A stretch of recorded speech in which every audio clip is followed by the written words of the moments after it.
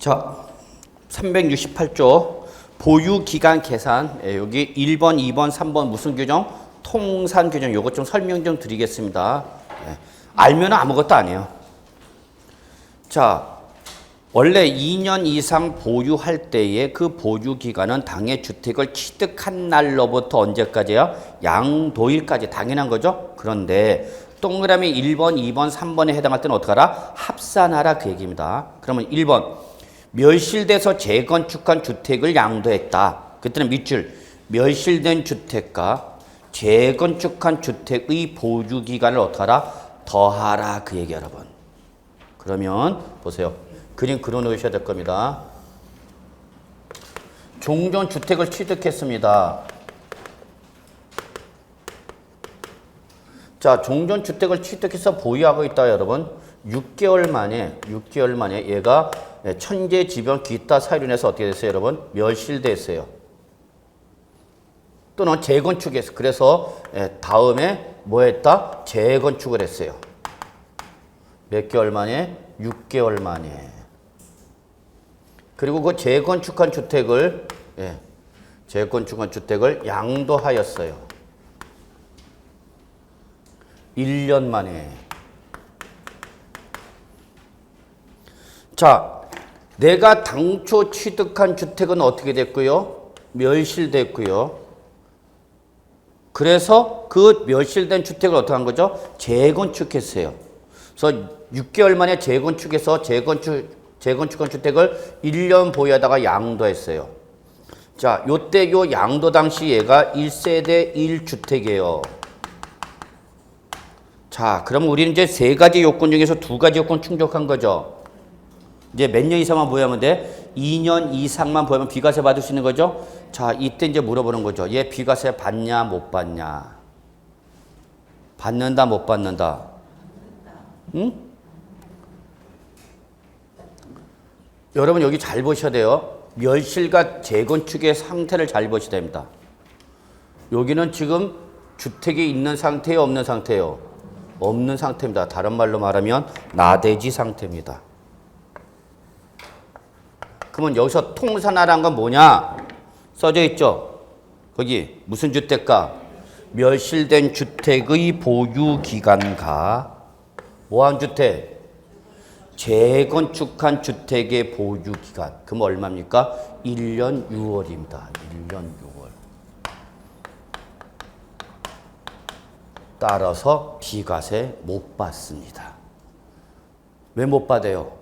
여기는 주택이 없는 상태입니다. 그러니까 여러분 이거 컨트롤 해줘야 되죠. 최소한 몇 개월을? 6개월을 더 보유하고 양도하셔야 됩니다. 라고 할 수 있어야 돼요. 이게 일반적인 멸실된 주택을 재건축하여 양도했을 때의 보유기간의 통산 규정입니다. 그런데 참고 국세청 해석에 따르면 이것이 도시 및 주거환경정비법상 주택 재건축이나 또는 뭐 주택 재개발 사업으로 인한 경우일 때는 이것도 포함하라라고 해석을 해주고 있습니다. 근데 이거는 시험에 안 나올 거야. 그래서 제가 그냥 참고하라는 거야. 실무 나가서만 중요한 거야. 그러면 이거는 이 규정은 이 양도자한테 혜택을 주는 거야, 불이익을 주는 거예요? 혜택을 주는 거죠. 그러면 이것이 정비법상 재건축, 재개발 사업으로 인한 경우일 때는 이 나대지 상태도 포함해줘라 그 얘기입니다. 그러니까 우리가 시비 걸 이유가 없죠. 근데 일단 우리 규정상으로는 이렇게 나왔기 때문에 여러분 시험 볼 때는 여기까지만, 그러나 실무 나가시면 여기까지. 그러니까 그냥 단순히 천재지변으로 멸실됐으면 이걸로 가는 거죠. 천재지변으로 멸실됐어. 화재로 멸실됐어. 그럼 이걸로 가는 거야. 근데 정비법상 재건축, 재개발 사업을 갔더니 이걸로 간다는 얘기야.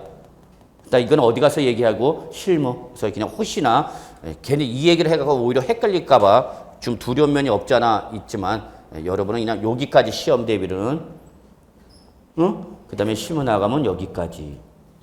이거는 해석으로 나와 있어. 국세청 해석. 규정이 나와 있는 게 아니라 이때는 혜택 줘라. 국세청에서. 그러면 혜택 주는 거니까 우리가 굳이 거부할 이유가 없잖아요, 여러분. 예, 그래서 여기까지. 그래서 일단 참고만 하시고요. 요거, 아이고, 잠깐만.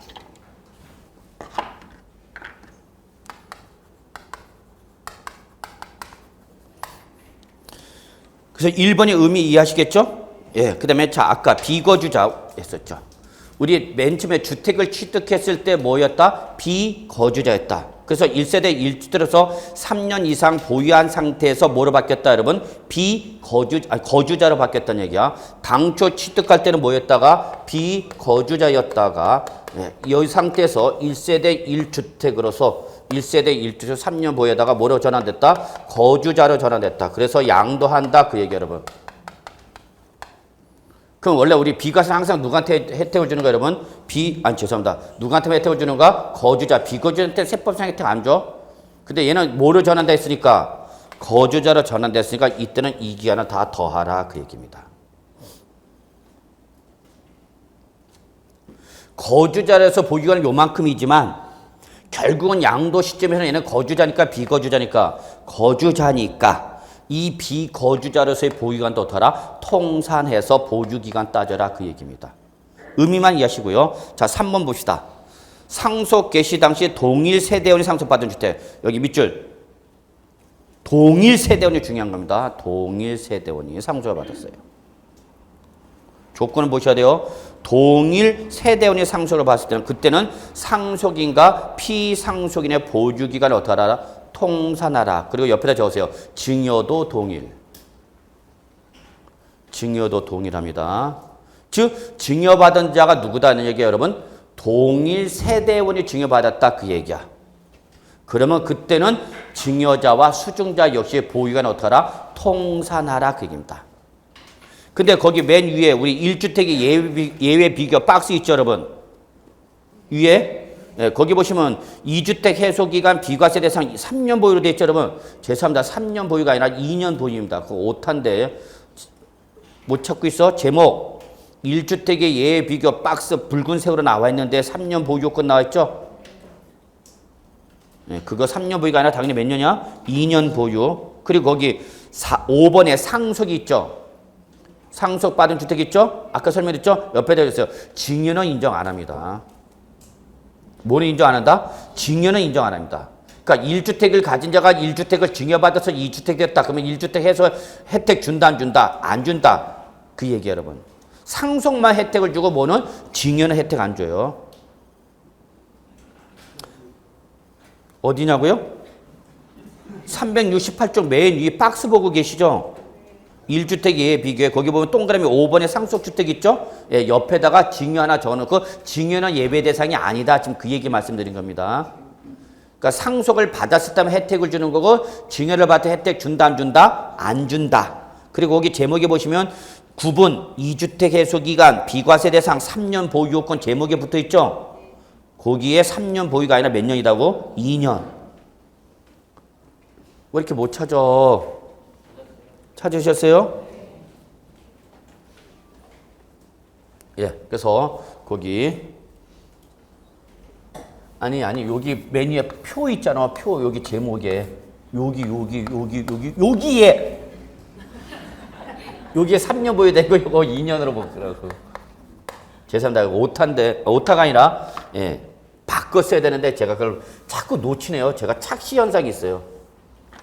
그러니까 제가 쓴 거는 제가 보면 그렇지 이렇게 하다 보니까 이게 그런 게 잘 안 보입니다. 그래서 좀 제가 교정을 한다고 봤는데도 주로 교정을 언제 보냐? 새벽 1시에서 3시, 4시에 보다 보니까 좀 졸린 상태에서 봅니다. 주로. 그러다 보니까 좀 오타가 나왔네요. 자, 그 다음에 3번 보죠. 상속 개시 당시 동일 세대 상속받은 요거 잠깐 설명드릴게요. 자, 여기 피상속인이 취득하셨어요. 그래서 1년 그 다음에 상속을 받았어요. 그럼 이때부터 누가 갖고 있는 거예요, 여러분? 상속인이 갖고 있는 거죠? 네? 그러다가 이제 양도했어요. 그럼 이때 이 주택의 보유 기간은 몇 년으로 할 거냐 그 얘기입니다. 그럼 이때는 지금 양도자는 누구예요, 여러분? 상속인이죠, 상속인. 그 전에 누구예요? 피상속이네요. 그러니까 양도자의 명의로 넘어온 시점은 언제예요? 상속 개시일. 우리는 이날에 뭐 한 걸 보는 거예요, 여러분? 취득한 걸 보는 거죠. 그러면 우리 이 자산의 보유 기간은 몇 년이 되는 거예요, 여러분? 여기 1년 요거. 그러면 이게 원칙입니다. 원칙은 이 양도 자산의 보유 기간은 몇 년이다? 1년입니다. 상속받은 자산을 양도하면 양도 시점에 대응되는 취득시는 언제다? 상속 개시일이야. 그래서 이 자산의 보유 기간은 몇 년이에요, 여러분? 1년. 그런데 1세대 1주택 2년 이상 보유 여부를 판단할 때는 이 자가 누구고 이 상속인이 누구고 동일 세대원이다. 누가 상속을 받았다고 여러분? 동일 세대원이 상속을 받았다고. 그러면 나는 이 피상속인하고 같이 살았다 안 살았다? 살았다는 얘기야. 그러면 이때는 이 자산의 시기는 여기까지 포함하라 그럽니다. 그럼 몇 년이란 얘기예요, 여기? 2년이다는 얘기예요.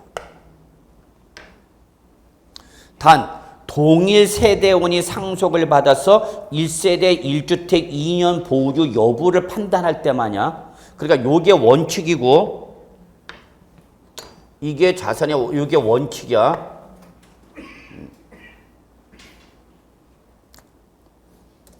요거를 이렇게 해볼까? 얘를 살짝 2년을 해볼까? 2년? 몇 년이란 얘기야? 동일 세대원이 받았다면 3년. 동일 세대원이 아니면 1년. 이해되시세요? 네. 그래서 동일 세대원이 받아서 뭘 따질 때 여러분? 비과세 여부를 따질 때는 이때는 동일 세대원의 상속을 받을 때는 피상속인의 보유기간도 합산해줘라 그 얘기입니다. 그러니까 혜택을 주겠다는 얘기야 안 주겠다는 얘기야? 주겠다. 가능하면 비과세 해주겠다 그 얘기입니다. 왜? 얘는 뭐니까? 동일 세대원이 받았어요. 그러면 동일 세대원의 대표가 누구예요, 여러분? 배우자죠. 배우자는 동거, 별거 여부를 무조건 동일 세대로 본다 그랬죠. 그러니까 상속을 받을 때는 누가 제일 받는 게 유리하냐? 배우자가 상속받는 게 상속세나 여러 가지로 유리합니다. 누가 받아라? 배우자. 왜? 부부니까. 이해되세요? 예. 자, 근데 요게 증여였다, 증여. 증여는데 누가 증여받았어? 동일 세대. 동일 세대에서 같이 살고 있었단 얘기죠. 어? 돌아가신 분이나 증여해준 사람이랑 같이 살았단 얘기야. 그러면 그때는 1세대 1주택, 동일 세대원이잖아. 양도소득세에서 비과세는 1세대 1주택이죠. 양도자 기준 하나가 아니라 세대별로 하나야. 그럼 나는 여기 동일 세대로 살아왔으면 같은 세대원이기 때문에 이때는 보유하나 어떻게 해줘라? 합산해줘라. 반드시 누구일 때만? 동일 세대원일 때만이야. 동일 세대원이 아니면 상속과 증여일 때 이거 합산하면 돼요? 안 돼? 안 돼. 누가 받았을 때만? 동일 세대원이 상속을 받았을 때 또는 동일 세대원이 증여받았을 때는 증여자의 보유기간도 통산하라 그 얘기입니다. 그러니까 여러분 나중에 실무 나가시면은 누가 받는 게 유리하다? 상속을 받거나 증여받아 누가 받는 게 유리하다 여러분? 동일 세대원. 그 동일 세대원이 누구란 얘기야? 대표가 배우자. 배우자는 동거 별거 여부를 묻지 않고 무조건 물어보는 거야? 동일 세대. 근데 자식이 받았다. 그러면 그 자식은 나랑 동일 세대나 보장은 없죠. 나랑 같이 살고 있으면 동일 세대원인 거고 분가해서 따로 살고 있으면 그건 동일 세대원이 아니죠. 이해되세요? 내 자식은 내 자식이 아닌가? 자꾸 내 자식으로 생각하니까 문제가 생기는 거죠.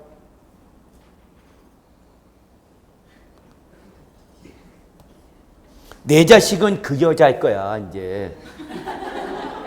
며느리 거지 내 자식이 아니야. 왜 자꾸 며느리 걸 내 자식이라고 뻑뻑 우기냐고. 응? 그러니까 아들 낳으면 안 돼. 딸 낳아야 돼, 지금은. 아들 낳아봐라. 왼수지. 자, 보유기간의 예배. 그래도 빨리 지금이라도 재생산 들어가야 됩니다. 자, 보유기간의 예배 1, 2, 3, 4, 5 있죠, 여러분? 예. 얘들은 조건 있죠. 밑줄 1세대 1주택을 전제로 합니다. 밑줄 1세대 1주택이 전제 조건입니다. 다시 한번요. 보유 기간의 예외를 적용받으려면 전제 조건이 뭐야? 1세대 1주택. 그러면 이제 우리 몇 년 이상 보유하면 되는데 2년 이상. 근데 2년 이상을 보유를 못했대. 아까비 너 왜 2년 보유 못했냐? 그랬더니 안 한 게 아니라 못하는 거야. 그래서 1번 임대주택법상 건설 임대주택을 취득하여 양도하는 경우죠. 밑줄 1번은 대전제 조건이 임대주택법상 건설 임대주택이 하나입니다.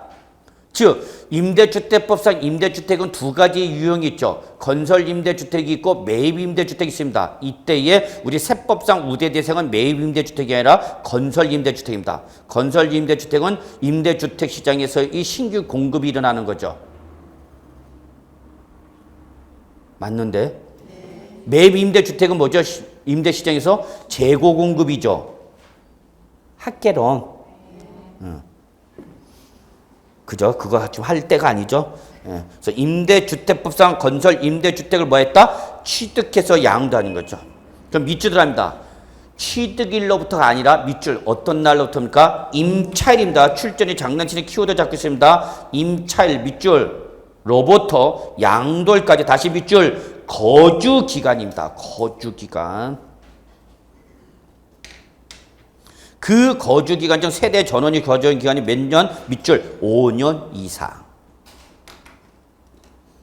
그 단서, 이 경우 단서 있죠? 그럼 여러분 한번 읽어보시면 되고요. 자, 요게 뭔 소리인지 잠깐 한번 설명 다시 한번 드리겠습니다. 자, 이 특징을 아셔야 돼요. 저는 임대주택을 임대사업자가 뭐 했죠, 여러분? 건설했습니다. 기존 주택을 매입해서 임대주택으로 한 것이 아니라 임대주택을 뭐해서 건설해서 뭘 들어갔어요, 여러분? 임대한 거죠. 그러면 이때 건설 임대사업자는 우리 세법상 우대 대상이다, 규제 대상이다? 우대됩니다. 우대. 그럼 여러분 임대주택은 그 관련 법률에 따라서 최소 임대 기간이 있죠. 영구 임대주택도 있죠. 근데 얘는 일반 임대주택 사업자가 주택을 뭐하여? 건설해서 내가 여기 뭘 들어갔어? 임차 들어갔죠. 임차 들어갔다고 여기. 임대주택 임차 들어갔다고. 이해하세요? 그래서 임차 들어갔어. 근데 이 임대주택법상 건설 임대주택은 최소 몇 년은 5년 이상은 뭐만 가능하냐? 임대만 가능합니다. 근데 임대사업자가 이 임대주택을 뭘로 파하고 싶어? 팔아버리고 싶어. 그럼 몇 년이 지나야? 5년 지나가야만 뭐가 가능하죠, 여러분? 최소 기간이 분양이 가능하죠. 최소 분양하려면 5년 지나야 돼. 근데 내가 여기에 뭘 들어갔다가 임차 들어갔다가 임차인의 우선적 지위를 통해서 내가 뭐한가 이거를 분양받아서 취득한 거죠. 어떤 상황인지 이해하시겠죠? 그럼 나는 여기 뭘 들어갔다가 임차 들어갔다가 이걸 임대주택을 뭐하면 분양할 때 내가 뭘 받은가? 분양을 받은 거야. 그럼 이때 소유권을 비로소 취득했죠. 우리가 그랬어요. 양도소득세에서 말한 보유기간은 그 주택을 뭐한 날로부터? 취득한 날로부터 언제까지? 양도일까지를 말합니다. 그랬죠. 그러면 보유기간은 요만 기간이죠. 요게 무슨 기간이고? 보유기간이죠. 그리고 난 여기서 실제는 난 살기는 이때부터 살았죠. 이게 무슨 기간이고?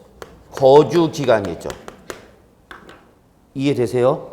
그런데 내가 이 임대주택을 뭘 받아서? 분양을 받아서 양도할 때에 이 양도 당시 1세대 1주택이고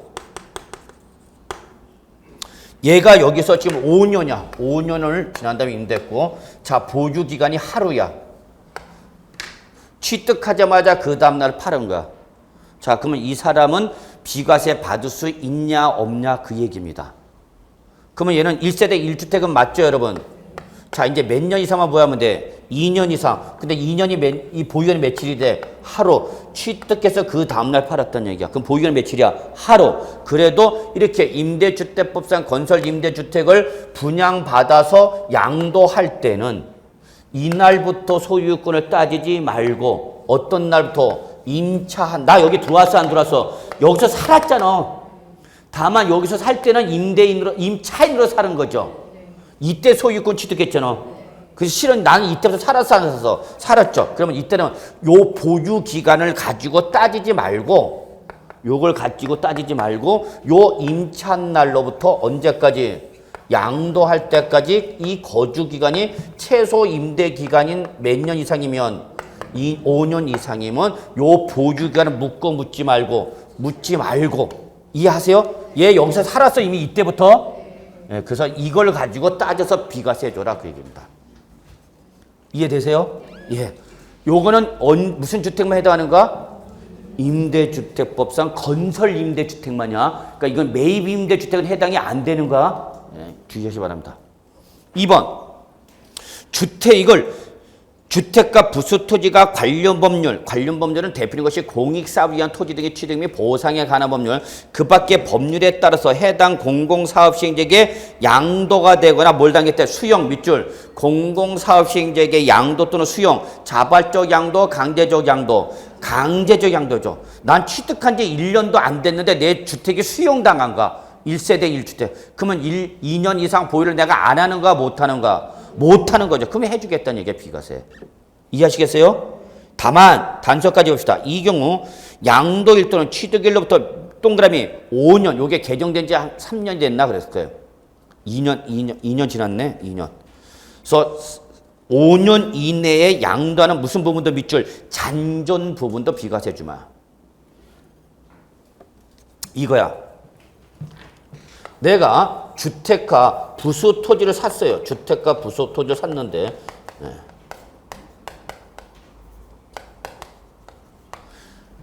사서 1세대 1주택으로 살고 있는데 이걸 뭘 당한 거야 여러분? 수용을 당하는 거야.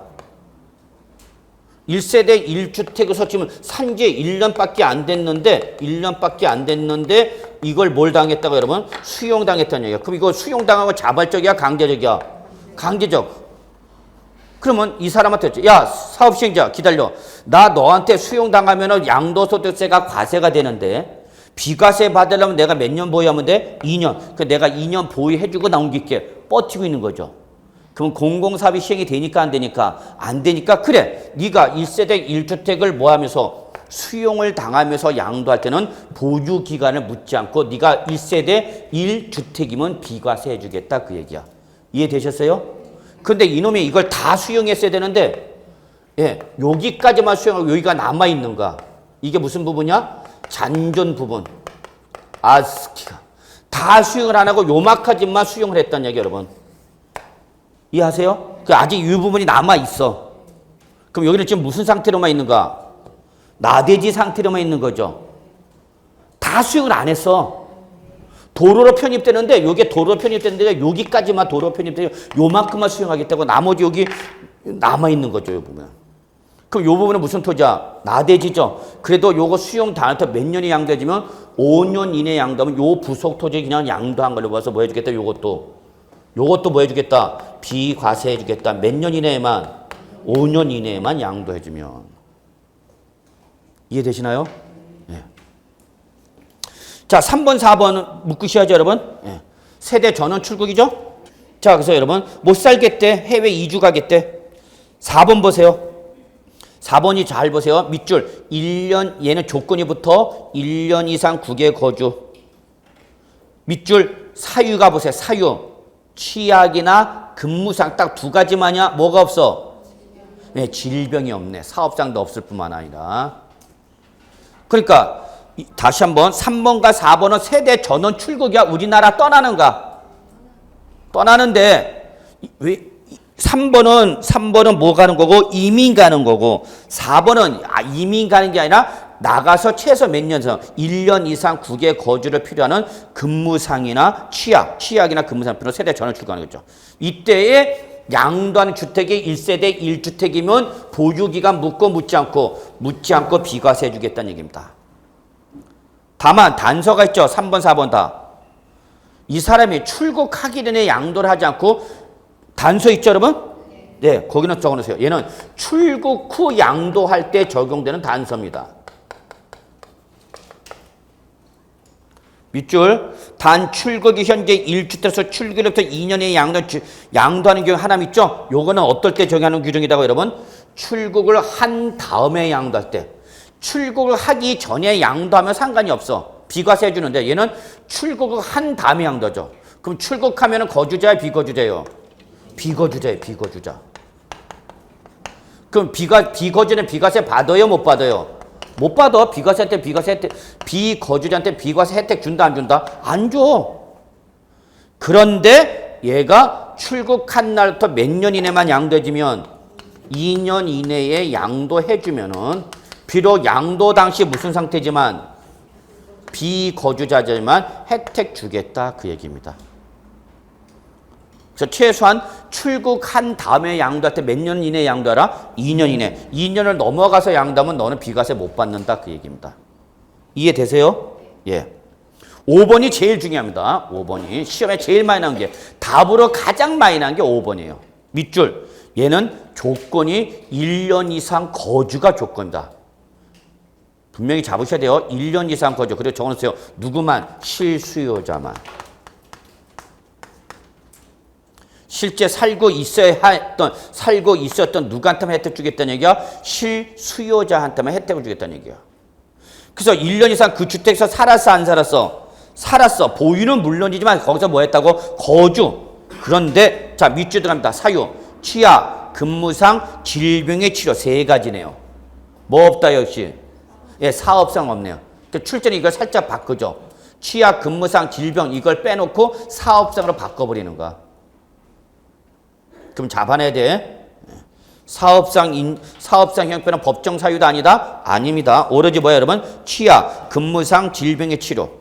이 세 가지 사유로 세대 전원이 자 밑줄 다른 시군으로 이전이야.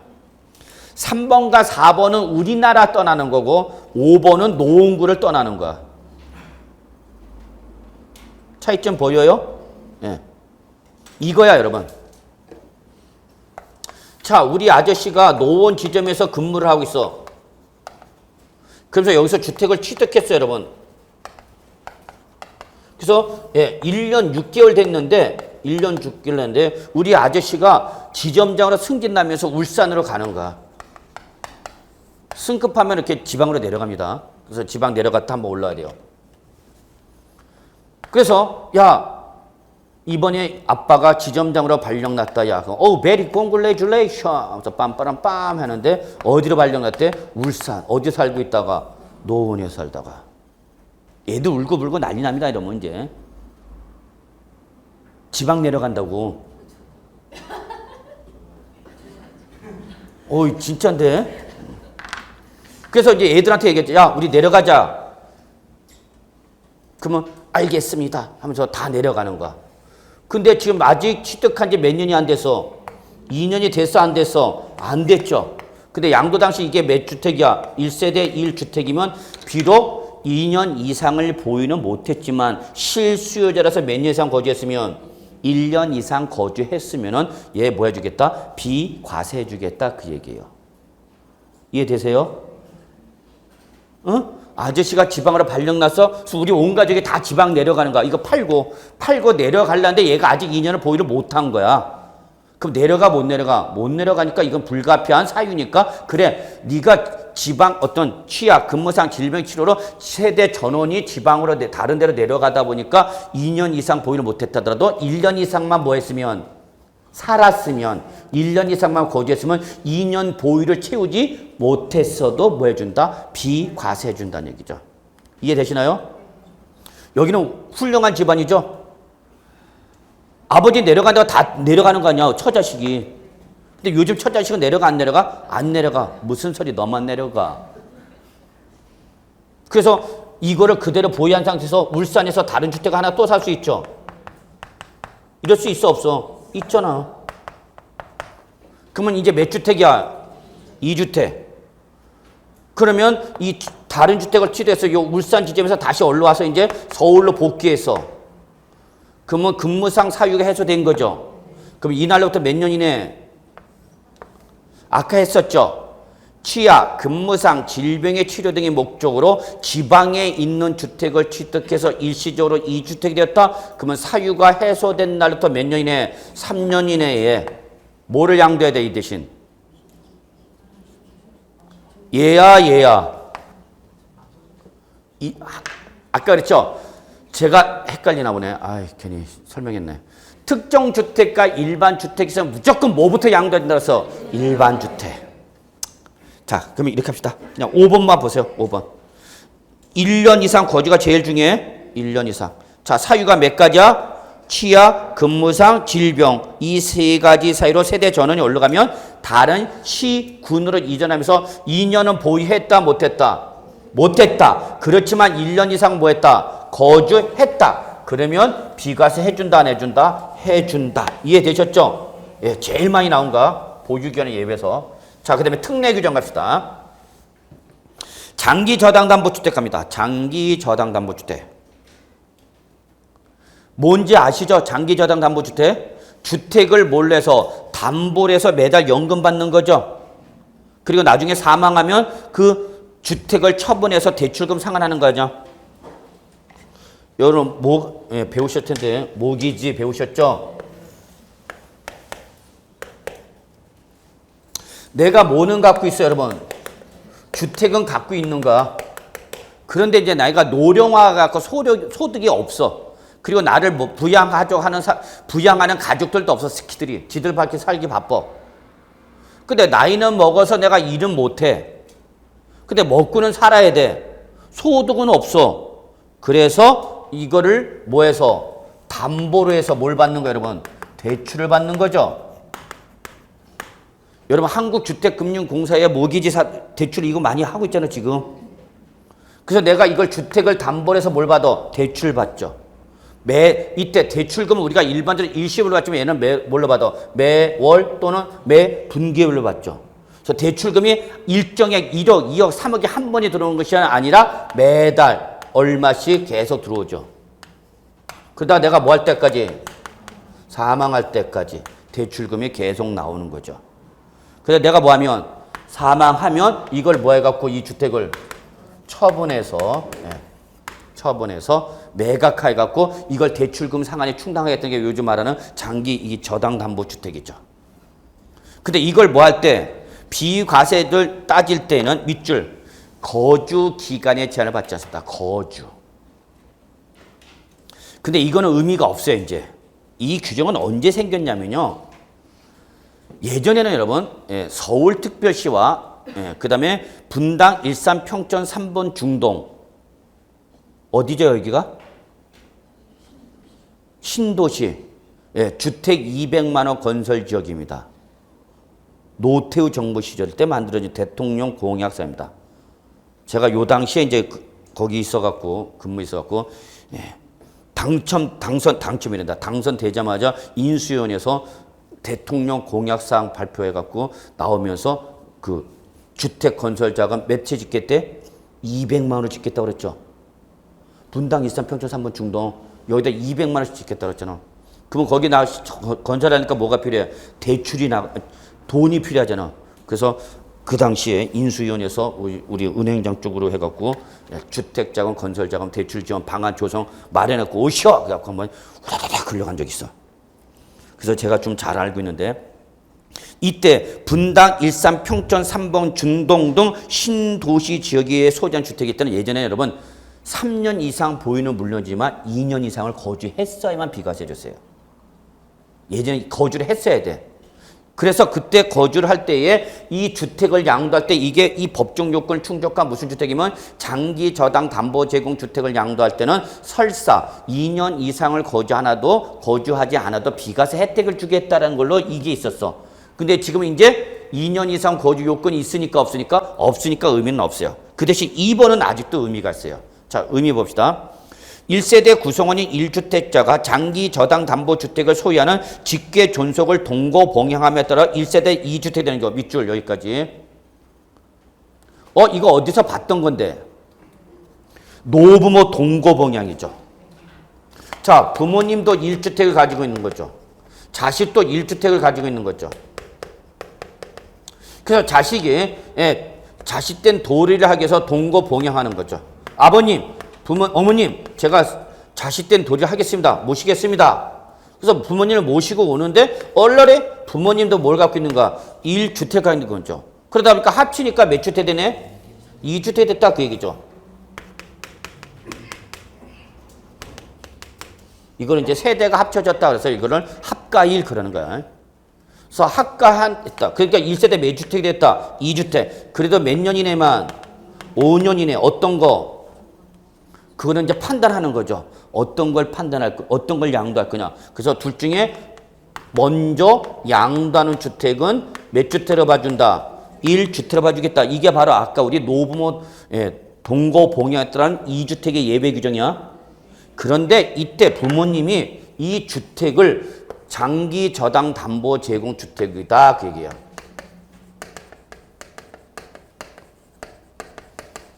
어차피 너 주택 있고 내가 너희에 얹혀서 살기 뭐하니까 내가 이 주택을 담보해갖고 대출 받으면 니들이 나 부모 모실 때도 내가 일정액씩 돈이 들어오니까 너희들도 좋지 않냐 그 얘기야. 그리고 내가 사망하면 너희들 어차피 주택 하나 있으니까 이거 대출금 갚아버리겠다는 얘기죠. 이게 바로 뭐예요 여러분? 장기 저당 담보 주택이죠.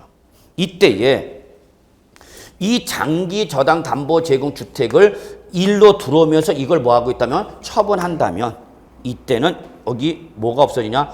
요게 없어져요. 몇 년 이내?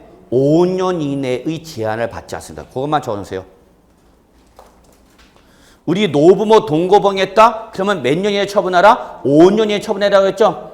그런데 이 부모님이 갖고 있던 주택이 무슨 주택이면 장기 저당 담보 제공 주택일 때는 5년 이내 제한을 안 두겠다 그 얘기입니다.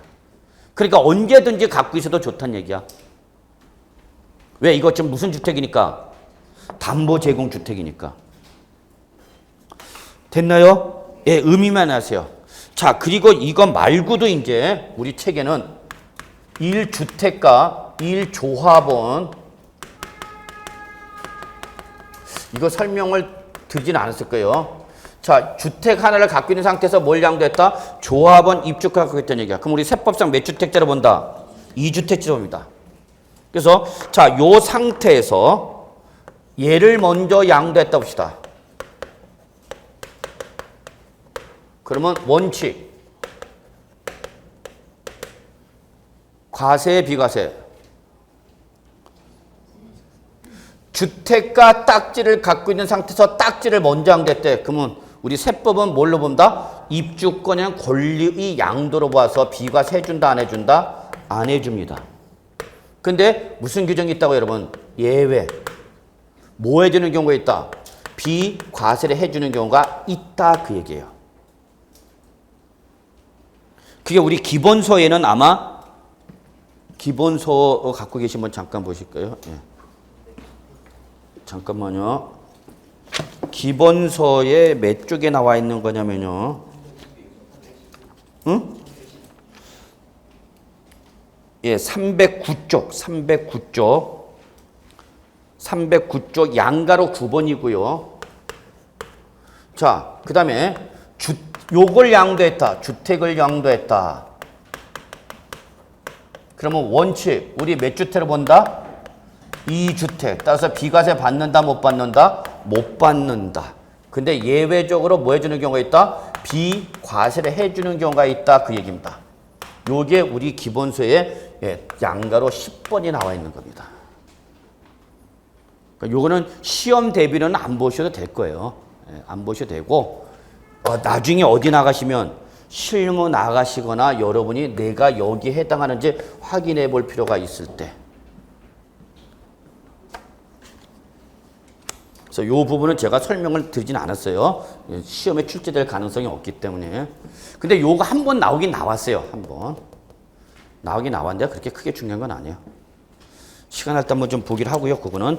자, 369쪽 양도 또는 취득시기 하겠습니다. 다음 주 한 번 더 있죠? 예. 다음 주 오후에 조금 여유 있게 오세요. 여유 있게 잡으세요. 약속하지 마시고. 예. 양도 또는 취득시기 별표 2개. 작년에 나온다고 그랬어요. 이거 분명히 나올 겁니다. 그런데 역시 나왔죠. 그럴 수밖에 없는 이유가 있었죠. 개정이 됐었거든요. 그래서 제가 작년에도 이 부분 나올 겁니다. 역시 나오네요. 자, 어려운 내용 없어요, 여러분. 자, 매매했다. 밑줄. 원칙만 잘 잡으세요. 일반 매매했다. 밑줄. 사실상 대금 청산이랴. 여기에 사실상은 이렇게 이거 묶어주세요, 여러분. 가로 열고. 무슨 말이냐면 소득세법 시행령에는 사실상이란 말은 들어가 있지는 않아요. 그냥 대금 청산일 이렇게 돼 있어요. 근데 당연히 이거는 논할 거리가 없이 실질 과세 원칙에 따라서 사실상이에요. 그러면 제가 이 말을 굳이 쓴 건 옆에다 이거는 꼭 적어 놓으셔야 돼요. 양도소득세는 절대 계약상으로 못 간다는 걸 꼭 기억하시라는 얘기입니다. 적어 놓으셔야 돼요. 양도소득세는 어떠한 경우에도 매매 계약서에 적힌 약정일에 양도한 걸로 보는 경우는 없습니다. 무조건 뭐야 여러분? 사실상 대금 청산입니다. 다만 예외 대금 청산일이 뭐하거나 밑줄 불분명한 경우 또는 잔금을 지급하기도 전에 소유권을 이전해 줬을 때 우리는 주저없이 어디로 가면 돼? 빠른 날. 어디로 가는가? 이전 등기일로 가면 되죠. 그러면 결국 만약에 여러분 사례 문제가 나오면 다음 중 언제 양도한 걸로 봐야 되냐? 사례 문제가 나오면 여러분은 사실상 대금 청산일과 즉 계약상 잔금 지급일은 고려 대상이야 아니에요? 아니다. 지금 그 얘기한 거야. 계약상은 고려 대상이 아니고 오로지 뭐야? 사실상 대금 청산일과 부동산일 때는 뭘 비교해서 등기 접수일을 비교해서 당연히 이 중에서 어떤 날에 빠른 날에 양도한 걸로 보고 이 날에 뭐 한 걸로 보는가? 취득한 걸로 보는 거죠. 나의 양도는 상대방의 취득이고 이해하시겠어요? 그래서 매매 시점은 양도 시점은 오로지 뭐와 뭐를 비교하는 거다? 사실상 대금 청산일과 뭐를 비교하라? 등기 접수를 비교해서 무슨 날이다? 빠른 날이다. 그래서 뭐는 절대 나온다? 계약상은 나온다 못 나온다 여러분? 못 나온다. 사례 문제로도 얼마든지 나올 수 있어요 여러분. 제일 중요한 거 이게. 자, 그 다음에 장기할부다. 여기서 장기는 1년 이상을 말하는 거예요. 연부취득은 몇 년 이상이에요? 2년 이상. 취득세에서 말하는 연부취득은 몇 년 이상? 2년 이상. 국세에서 말하는 장기할부할 때 장기는 1년 이상. 그럼 6개월 할부다. 6개월 할부다. 그러면 장기야 단기야? 단기면 일로 가는 거예요. 원칙으로 가라고. 그래서 거기 나오는 할부는 무슨 할부에 한한다? 장기. 동그라미 장기. 이걸 출전에 단기로 바꿔버리면 여러분 잡아내야 돼. 실제 단기로 나온 적이 있어서 그래요 제가. 양도소득세에서 말하는 할부는 무조건 뭐를 말한다? 장기를 말합니다. 단기 할부는 일반적 매매를 취급해버립니다. 그래서 우리 세법은 단기 할부에 대한 예외 규정은 없어요. 단기 할부는 그냥 일반적 매매와 똑같이 취급하고 1년 이상에 걸쳐서 분할 상환하는 장기일 때만 예외 규정이 있고요. 이때는 등기 접수에 인도했던 사용수일 중 어떤 날입니까? 빠른 날이죠. 외울 필요 없죠. 자, 협의 매수나 수용. 자, 이 협의 매수나 수용을 당했다. 언제죠, 여러분? 대금 청산일이죠. 그리고 또 있네. 수용 개시일 또는 등기 접수일. 아, 게임은 끝났구나. 이 셋 중 우리는 주저없이 올라가 빠른 날로 가면 되는 거죠. 빠른 날. 다만 요게 올해 개정됐죠. 예. 요게 올해 개정됐어. 예. 올해 또 개정됐죠. 소유권에 관한 소송으로 보상금이 뭐가 됐을 때는 공탁이 됐을 때는 그때는 그 소유권과 관련된 소송이 판결이 났을 때, 즉 판결 확정일 밑줄. 요게 올해 신설된 거죠. 자, 그 다음에 상속을 받았다. 그러면 당연히 언제 여러분? 상속 개시일이죠. 증여를 받았다. 언제야? 증여 받은 날. 자, 그 다음에 허가다. 네. 허가를 받았다. 사용 승인서 교부일. 이게 원칙이죠. 다만 사용 승인서를 교부도 하기 전에 사실상 사용이나 임시 사용을 받았다. 그때는 언제 여러분? 사용일 또는 승인일. 결론은 사용 승인서 교부일, 사실상 사용일, 임시 사용 승인일 중 어떤 날? 빠른 날. 근데 나는 무허가다. 그러니까 이때는 어디로 가는가? 사실상 사용일. 다 알고 계신 거예요, 여러분? 자, 난 민법에 따라서 시효 취득한 부동산이다. 시효 취득한 토지 양도했다. 그러면 양도 시점에 대응되는 취득시는 언제다, 여러분? 점유 개시일의 밑줄. 시효 완성일도 아닙니다. 등기일도 아닙니다. 점유 개시일입니다. 왜? 이미 양도자는 이때부터 이 자산을 점유해서 향유하고 있었기 때문에 점유 개시를 취득한 걸 봅니다. 근데 환기 처분으로 취득한 토지. 자, 요거 갑시다. 요거 별표 2개. 기타에서 제일 중요한 거죠. 환기 처분 받은 토지를 양도했습니다. 이제 도시개발 다 배우셨죠, 여러분?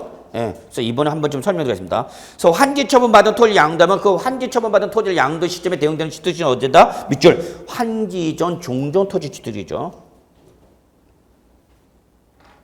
그러니까 이걸 출제는 바꿔요. 어떻게 바꾸냐? 환기 처분 공고일의 다음 날. 왜냐면 도시개발법에 따르면 환기 처분 공고일 다음 날에 취득한 걸 뭐라고 되어 있거든요. 근데 그거는 도시개발법 얘기고요. 우리는 얼른 간다? 환기 전 토지 취득을 합니다. 다만 단서까지 꼭 보셔야 돼요.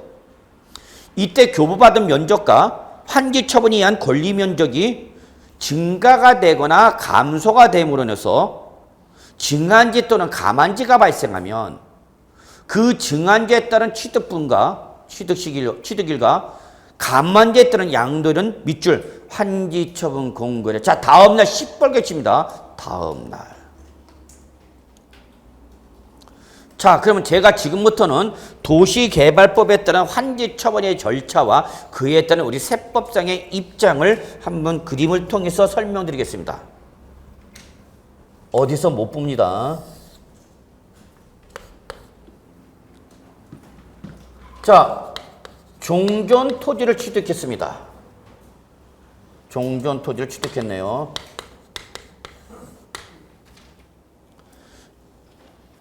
여기 무슨 구? 노원구. 뭐 110번지 100제곱미터의 토지를 취득했어요.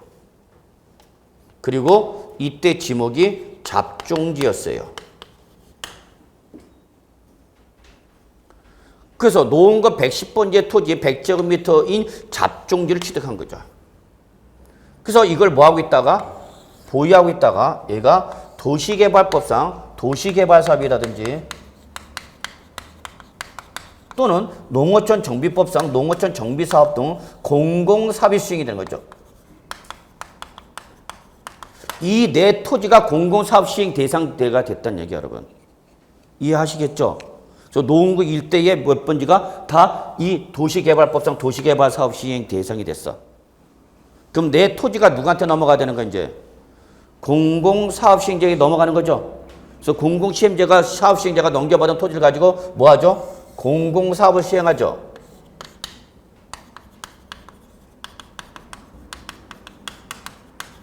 그래서 공공사업이 어떻게 되면 완료가 되면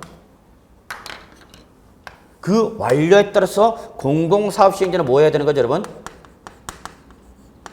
뭐 해야 돼? 환지 처분을 하셔야죠. 환지가 뭔지는 알잖아. 종전 토지와 새로운 토지 바꾸는 거죠. 자, 그럼 환지 처분이 일어나는 거죠. 그러면 공공사업 완료 후에 완료된 토지를 종전 토지 소유자한테 줘야 돼, 안 줘야 돼? 줘야죠. 이들 토지 갖고 있으니까. 맞아요? 그래서 종전 토지 대신 공공사업이 완료된 후에 새로운 토지 주는 거죠. 이걸 뭐라는 거예요, 여러분? 환지 처분. 종전 토지 대신 무슨 토지 받는가? 새로운 토지 받죠? 자, 새로운 토지 받는데요. 노원구. 자, 그냥 극단적인 예입니다. 200번지고요. 200번지를 바꾸면 뭐 주소가 바뀌겠죠. 그리고 지목이 뭘 바뀌었냐? 대로 바뀌었네요. 자, 그리고 나는 얼마의 토지를 받아야 돼요? 내 토지에 얼마 갖고 있었어요? 그럼 내가 환지 처분을 받아야 할 권리 면적은 얼마예요? 나는 공공사업이 완료된 후에 새로운 토지를 받을 권리가 있어요? 없어요? 있잖아. 종전 토지 소유자니까. 맞죠? 그러면 나는 이 토지를 전부 받지를 못하죠. 뭘 적용하죠? 감보율 적용하죠. 예를 들어서 몇 프로다 가정하면 50%다라면 내가 받아야 할 면적은 얼마입니까? 50제곱미터만 받죠. 그럼 50제곱미터 어디 갔어요? 두 가지죠. 첫째, 사업 비용으로 대체되는 거 하나. 그 다음에 공공시설 용지로 하나 들어가는 거. 그러니까 내 토지 면적은 반드시 내 종전 토지 면적보다 어떻게 할 수밖에 없어요? 적을 수밖에 없죠. 그래서 일반적으로 뭘 적용하면 간보를 몇 프로 때렸다면 50% 때렸다면 나는 받아야 할 면적은 얼마예요? 50제곱미터죠. 이해되십니까? 예. 그래서 나는 여기서 얼마를 받았어요? 여기에 권리 면적이 50제곱미터죠. 자, 이걸 받아갖고 이걸 보유하다가 뭐 했다는 얘기 여러분? 양도했다 그 얘기죠. 양도했습니다. 그럼 지금 내가 양도한 토지는 어떤 토지입니까? 어떤 토지 양도하니까 환지 처분받은 새로운 토지를 양도한 거죠. 그런데 우리 이때에 요 환지 처분을 하는 가지서 지번이 바뀌었죠. 이걸 뭐라 그래? 지번의 변경. 우리 세법은 지목이 바뀌었죠. 이걸 뭐라 그래? 지목의 변경. 또 여기 채비지 충당됐죠. 보류지 충당. 그래서 우리 채비지 세법에서는 이 보류지 충당에 뭐를 포함한 거죠? 채비지 충당을 포함한 거죠. 채비지가 뭐죠, 여러분?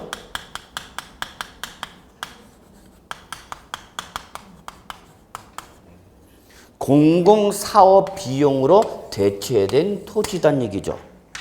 맞나요? 맞습니다. 그러면 이거는 일종의 뭐에 해당이 되는 거죠, 여러분? 보류지 충당 또는 채비지 충당. 요거는 사실상 새로운 토지 받았죠? 뭐 일종의 뭐죠, 여러분? 교환이죠. 요거는 뭐죠? 대물 변제죠. 사업 비용을 수익자 부담의 원칙에 따라서 종전 토지 소유자가 사업 비용의 일부를 부담해야 되는 거죠. 맞나요? 여기까지 하나요? 도시개발법? 도시개발 사업하면 도시개발 사업에는 혜택을 받는 사업들이 사업 비용의 일부를 부담해야 되잖아. 수익자 부담의 원칙에 따라서. 근데 돈이 있으니까 없으니까? 없으니까 내가 갖고 있던 토지의 일부를 떼어넘겨주는 거죠. 누구한테? 공공사업시한테 떼어넘겨주죠. 그래서 얼마 떼어넘겼어? 나는 얼마 받고?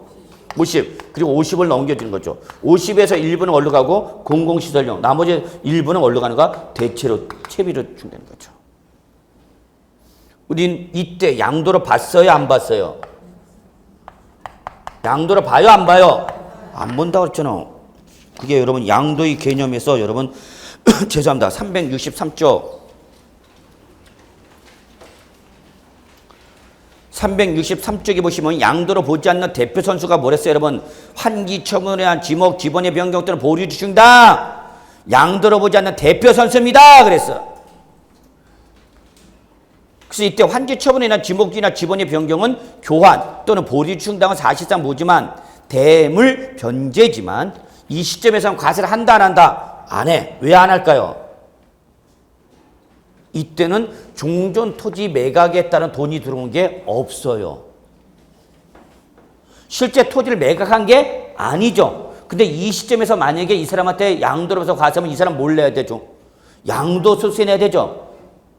그렇잖아. 이때 양도가 된 걸로 보면은. 근데 이 사람은 내가 원해서 한 게 아니라 공공사업위에서 수행하면서 토지가 바뀐 거죠. 근데 너 양도세 내? 그러면 돼? 안 돼? 안 돼. 그러니까 이때는 일단 양도로 본다 안 본다? 안 본다. 요 시점에서 과세 안 하겠다. 어느 시점에서는 과세 안 하겠다? 환지 처분 시점은 과세 안 하겠다는 얘기입니다. 이해되셨죠? 자, 그래서 환지 처분을 새로 받은 토지 받았죠? 이때 요 놈을 환지 처분 받은 토지를 양도하면은 여기 양도가액이 나오겠죠? 자, 이 양도가액에 대응되는 무슨 시기를? 취득 시기를 우리 도시개발법에는 언제로 되어 있지만 환지 처분 공고일의 다음 날에 취득한 걸 보죠. 근데 우리 세법은 이날이 아니라 어디로 가겠다는 얘기야? 환지 이전 종전 토지 취득일 이날로 오겠다는 얘기입니다. 이해하시겠어요? 그래서 이날에 뭐 한 걸로 봐라? 취득한 걸로 봐라. 어느 시점에 대응되는 환지 처분 받은 시점에 양도 시점에 대응되는 취득식 일로 가라. 왜 그럴까요? 왜냐하면 여기에 대해서 아이씨 높게 했네.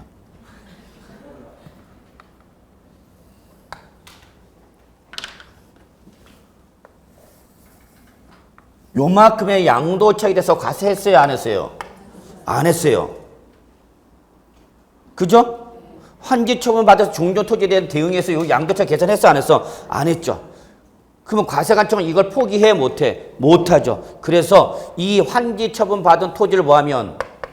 양도하면 양도 시점에 대응되는 취득시를 환기 처분 공고일의 다음 날로 오는 것이 아니라 요놈 때리려니까 얼른 가라. 환기 전 토지 취득일로 와라. 그 얘기입니다.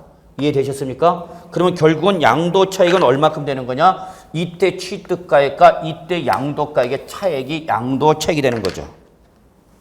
이해되세요? 그럼 과세관청은 요때 비록 과세 못했던 부분 나중에 과세해 못해? 하죠. 이거죠. 그래서 결론 환기 처분 받은 토지를 양도하면 양도 시점에 대응되는 취득시는 어디로 가라? 환기 전 토지 취득일로 하라. 따라서 양도 차익이 이만큼 계산하겠다. 이죠. 그러면 이 양도 차익은요. 요게 종전 토지의 이 양도 차익이 되는 거고요. 요게 환기 처분 받은 토지의 양도 차익이 되는 거죠. 그럼 과세관청 입장은 다 과세하는 거죠. 이때 과세는 안 했지만 사후에 과세, 이게 바로 과세 이율이에요. 실제는 과세를 안 하겠다는 게 아니라 과세 시기를 실제 뒤로 미뤄서 이때 환기 처분 받은 토지를 양도하면 돈 들어왔겠죠, 이때. 이때 실제 팔았으니까. 그럼 이때 양도한 걸로 보고 요 양도 시점에 대응되는 취득 시기를 환기 처분 받은 요 날이 아니라 일로 가라는 얘기야. 그럼 취득가액을 요 가액으로 대응시키라는 얘기죠. 이해되세요? 그럼 요만큼의 양도 차익이 나오는 건데 이 양도 차익은 요만큼의 환기 전 종전 토지 양도 차익과 환기 처분받은 새로운 토지 양도 차익 요 두 가지가 합산된 겁니다. 그래서 이걸 양도하게 되면 이거는 본인이 양도소득세 계산 못합니다. 왜? 이거 환산해야 되거든요. 이거 환산해. 실제 거래가액이 있어 없어? 없죠. 그러니까 환산해야 됩니다. 기준시가를 환산하셔야 돼요. 그렇기 때문에 이때는 그냥 누구한테 맡기는 게 나아요? 세무사한테 맡기세요. 좀 싸게 하면 한 18만 원, 15만 원이면 돼요. 큰 가격이 아니면. 그거 18만 원, 15만 원 아끼려고 지가 해다가 괜히 계산 잘못해서 양도세 1억 내는 거에 대해서 가산세 10% 때려보면 20% 되면 얼마예요? 2천만 원이야. 무서운 거야, 여러분. 이해되십니까? 자, 결론합시다. 환기 처분 받은 토지를 양도했다. 그럼 환기 처분 시점 우리 과세했을까 안 했을까? 안 했고 따라서 양도 시점에 대응되는 취득시는 어디로 간다? 종전 토지. 그런데 이 받아야 할 권리 면적들을 실제 받으면 좋은데 이때 환기 처분 시점에서 이 실제 교부받은 면적이 일치가 안 되더란 얘기야. 이런 경우가 있어요? 있죠. 즉 권리 면적보다도 내가 교부받은 면적이 적어. 50제곱미터를 교부받았는데 실제 받은 건 30이야. 우리는 이걸 뭐라고 그러는가? 배우셨을 텐데 가만지. 내가 받아야 할 면적은 얼마인데? 50인데 60을 받았어. 뭐라는가? 증한지. 이때 언제 가만지가 일어나고 언제 증한지가 일어나는 것은 이건 여러분이 도시개발법에서 배우시는 거예요. 저는 몰라요. 나한테 물어보면 안 돼. 언제 증한지가 일어나고 언제 가만지가 일어나는지 사유가 다 있잖아. 있어요. 도시개발법에 나와 있어요. 그러면 요 감소된 부분만큼은 뭐 한 걸로 보는 거고 우리 세법은 양도한 걸로 보고 요만큼은 증가한 거는 요만큼은 뭐 한 걸로 본다? 증가. 요 부분 차액만. 그러면 요 간만지에 대한 양도 시점과 증간지에 따른 취득 시기는 언제로 한다? 요놈은 예외적으로 요놈은 환기 처분 공고일의 무슨 날? 다음 날. 이게 단서야. 책을 보세요. 저 결론. 환기 처분 받은 토지 양도했다? 그러면 언제 취득한 걸 봐라? 환기 전 종전 토지 취득일에 취득한 걸 봐라. 다만 환기 처분 시점에서 무슨 면적과 권리 면적과 교부받은 면적의 불일치로 인해서 뭐가 발생했다? 가만지나 증한지가 발생했다. 그러면 그에 따른 감소분에 대한 양도 시점과 증가분에 대한 취득 시기는 언제 취득한 걸 봐라? 환기 처분 공고일의 다음 날. 됐나요? 예, 역시 포토타임. 자, 찍으세요, 빨리. 이 그림 못 봐, 어디서? 찍으라면 또 안 찍어. 맨날 혼자 이렇게 하고 별게 별싱, 시어들 다 하더구만. 난 이해가 안 가.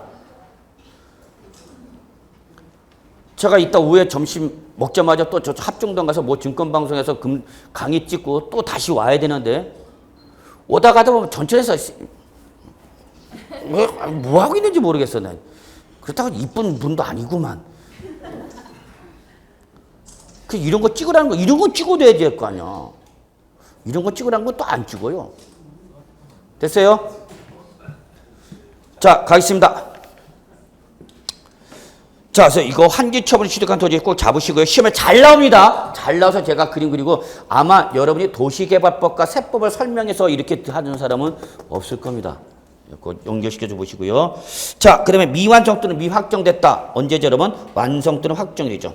의제 취득시기 설명드렸죠? 실제 취득시기와 관계일시 없이 무조건 법에서 정한 날에 취득한 걸 보는 거죠? 예, 언제죠, 여러분? 84년 12월 32일 취득한 부동산에 관한 권리면 기타 언제 취득한 걸로 봐라, 여러분? 85년 1월. 요거 하나만 하고 요거 하나 하고 자 봅시다. 자, 우리 민법의 규정에 따라서 점유 개시했습니다. 어떻게 점유 개시했어요? 평온 공연하게. 어우 하면서 남들 올이나 어리나 놀러 갔을 때 우리는 평온 공연하게 점유했죠. 그래서 시효완성 몇 년인지 잘 아시겠죠? 그리고 뭘 하고? 등기를 하고 그래서 뭐 했어요, 여러분? 양도했어요. 그러면 이 양도 시점에 대응되는 취득 시기는 어디로 할 거냐? 그 얘기죠, 여러분. 어디로 가라는 얘기야? 어디로 가라? 점유 개시에 취득한 걸 보라는 얘기죠. 자, 그래서 점유 개시를 봤더니 점유 개시에 1982년 5월 5일 날이야. 남들 김밥 싸고 계란 삶아갖고 어디 갔을 때 어린이 대공원 놀러 갔을 때 우리는 평온 공연하게 점유 개시하는 거죠. 스키드. 그래서 이걸 양도했다. 그러면 이 양도 시점의 취득 시기는 언제인데? 점유 개시인데 이거를 이날로 하지 말고 얼로 하라는 얘기야? 1985년 1월 1일 날에 뭐 한 걸로 봐라? 취득한 걸로 봐라. 이게 바로 뭐예요, 여러분? 의제 취득시죠. 뒤로 오는 거죠. 이거 유리한가 불리한 거예요? 양도자한테 유리하게 해주는가 불리하게 해주는가? 유리하니까 가만히 있죠. 왜냐면 이때 가액이 나올 거고 이때 가액이 나오겠죠. 그럼 이때 하면은 여기 양도책이 나올 텐데 의제 취득시를 끊어버리면 양도책이 어떻게 될 수 있어? 줄어들 수 있죠. 그러니까 우리가 굳이 뭐 이걸 이렇게 땡기는 걸 밀어. 그럼 어떤 분들 아니 보유기간이 짧아지지 않냐? 보유기간이 짧아지는 게 중요한가? 양도책이 적어지는 게 중요한가? 됐나요? 예, 통칙을 위해서 우리가 한번 볼게. 통칙에서 여러분 한번 봐주셔야 될 것이 1번 꼭 보셔야 돼요. 마무리할게요. 1번 꼭 보셔야 돼요. 그래서 매매계약서에 기재된 잔금 지급 약정일보다 앞당겨 받았거나 늦게 받았다. 상관없어. 무조건 밑줄 실제로 받나 시뻘겋게 약정일과는 전혀 관계없습니다. 그 다음에 금전소비대차는 내버려 두시고요. 2번 부동산의 분양 계약을 체결한 자 밑줄 분양 신청자죠. 해당 계약에 관한 모든 권리가 뭐예요, 여러분? 아파트 당첨권 생각하시면 돼요. 나 아파트 분양 신청했는데 뭐 됐다, 여러분? 당첨됐어. 그러면 그 당첨권을 내가 입주할 때까지 갖고 있어야 되는데 그걸 중간에 뭐 한 거예요, 여러분? 미등기 전매한 겁니다. 그래서 여러분 아파트 당첨권이 미등기 전매 생각하시면 됩니다, 이거는. 뭐? 아파트 당첨권이 미등기 전매 생각하시라고요. 그러면 미등기 전매한 시점에서의 양도 시점에 대응되는 취득 시기는 언제냐? 밑줄 권리에 대한 취득은 해당 부동산을 분양받을 수 있는 권리가 확정됐나. 이날에 취득한 걸 보고 아파트 당첨권일 때는 언제 취득한 걸 봐라? 당첨일에 취득한 걸 보라는 얘기죠. 그리고 타인으로부터 그 권리를 인수받은 자가 또 미등기 전매하면은 그때는 언제 취득한 걸로 봐라 밑줄 잔금 청산일. 자기가 잔금을 지급하고 미등기 전매를 취득했을 때 그날에 취득한 걸로 보라는 얘기죠. 자, 그다음에 3번 이것도 실제 시험에서 모범 답안으로 물어봤던 겁니다. 부동산의 소유권이 타인에게 이전되었다가 법원이 무효 판결에서 소유권 환원 밑줄. 여기서 포인트는 소유권 환원입니다. 그러면 소유권 환원이라면 제가 분명히 여러분한테 환원 사유를 따지세요. 그래서 환원 사유가 민법 등에 의한 법률 규정이나 법원의 판결에 의한 소유권 환원일 때는 자발적 환원, 강제적 환원, 강제적 환원. 따라서 이때는 당초 양도는 물론 환원 모두 양도를 본다 안 본다? 안 봅니다 그랬죠. 그래서 내가 팔았다가 다시 판결에서 다시 환원된 걸 다시 재양도했을 때 그 재양도한 시점에 대응되는 취득시는 밑줄 그 자산의 당초 취득이죠. 이게 설명을 해봐야 좀 저도 급하고 여러분도 급하고 갑이 취득했어요. 그러다가 갑이 을한테 매매했어요. 그래서 매매해서 얘한테 뭐가 부과됐어? 양도소득세 부과됐어. 그리고 얘한테 뭐가 냈어? 취득세 냈어. 근데 나중에 알고 보니까 이 을이 미성년자 돼. 아, 안장하네. 흉측하게 생겼구만. 나중에 알고 보니까 동안이지. 그러면서 미성년자 돼. 그래서 야, 부모님이 나타나갖고 미성년자의 법정 대리, 이 대리나 동의 없이 한 이 매매는 뭐다? 미성년자다고. 그래서 요거를 무슨 소송을 제기하는가? 원인행위 취소의 소를 제기하는 거죠. 취소 확인의 소를 제기하는 거죠. 그래서 판사님, 그래서 얘가 미성년자인데 법정 대리나 대리나 동의도 없이 이거 매매를 했더라고요. 그러면 이거 취소네. 그래서 여기 취소 확인, 승소 판결을 받으면서 확인의 소에서 승소 판결을 받죠. 그럼 소유권이 다시 어떻게 되는 거죠? 을로부터 갑한테 가는 거죠. 환원돼야 되잖아. 그럼 이때 환원은 자발적 환원이냐 강제적 환원이냐? 이거 다 양도로 본다 안 본다? 안 본다는 얘기다. 그래서 다시 누구한테 왔어요? 다시 갑한테 왔는데 팔았다가 다시. 그래서 갑이 다시 병한테 양도했어. 제일 만만한 누구한테 팔았어? 병. 이런 병. 그래서 병한테 팔았다는 얘기야. 그러면 이 갑이 병한테 팔았을 때 이 양도 시점에 대응되는 취득시는 어디로 오라는 얘기야? 이거 다 양도로 봤으니까 안 봤으니까? 안 봤으니까 요 양도 시점에 대응되는 취득시는 종전 취득으로 오라고 합니다. 됐나요? 예. 그 다음에 4번. 경매에 의하여 자산을 취득했다. 그때는 경매인이 매각 조건에서 밑줄 경매에 대고 완납일. 5번은 보시면 알고요. 예. 신축 건축을 보죠. 건설 중인 아파트 분양 계획에 따라 잔금 청산일까지 해당 아파트가 완공되지 않았대. 그래서 나는 돈은 냈는데 아파트가 완성 안 된 거죠. 그걸 나중에 양도했을 때 양도 시점에 대응되는 취득시는 밑줄 언제다? 건물이 완성된 날. 이 날이 건설업체에 뭐가 되면서 원시 취득되면서 이 날에 분양받은 자에 뭐가 되는가? 승계 취득되는 거죠. 그래서 적으세요. 취득세와 동일, 완전 동일. 취득세도 이 규정이 있었어. 거기까지만 보세요. 거기까지만. 나머지 부차적 설명이니까. 자, 그래서 오늘은 여기까지 하고요. 다음 주에 과세 표준. 자, 다음 주에 절대 빠지면 안 됩니다. 다음 주에 우리 세법에서 제일 어려운 부분, 양도소득금의 특례 계산과 기타 부동산 임대사업소득 사업, 우리 그거 안 했죠? 부동산 임대소득 안 했죠? 했나 안 했나? 안 했죠? 그래서 다음 주에 마무리 지겠으니까 한 2시나 2시 반, 3시까지 갈 수 있으니까 감안해 가고 오시기 바랍니다. 오늘 수업 여기서 마치도록 하겠습니다. 수고하셨습니다.